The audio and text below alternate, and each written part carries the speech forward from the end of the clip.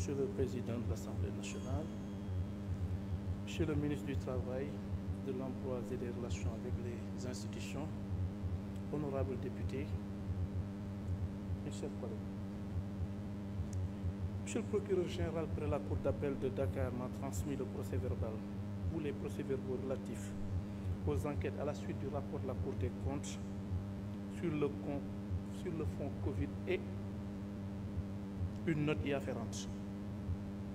Il convient d'abord de rappeler que le ministère de la Femme, de la Famille, du Genre et de la Protection des enfants avait reçu des crédits de 150 millions de francs CFA.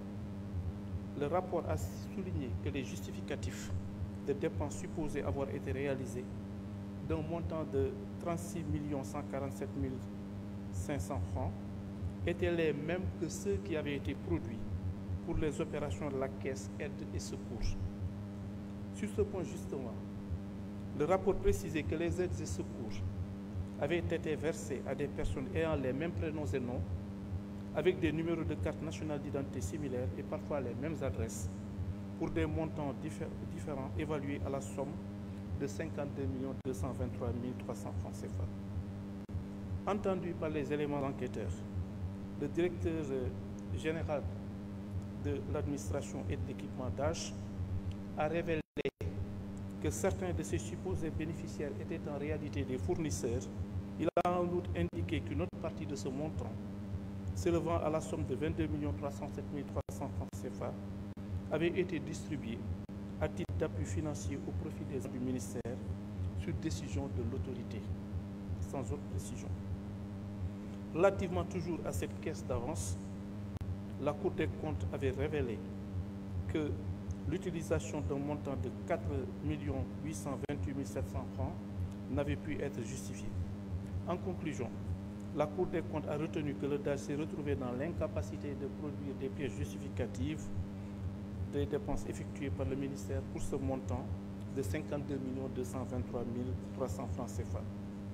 Les enquêteurs ont relevé le paiement de primes aux agents du ministère sur les fonds Covid ou de la Caisse d'avance aide et secours, d'autres effectués au profit de tiers frauduleusement rattachés à des structures à leur insu et avec limitation de leur signature et la mention de fausses références de carte nationale d'identité ou encore de prêts octroyés à des tiers non remboursés.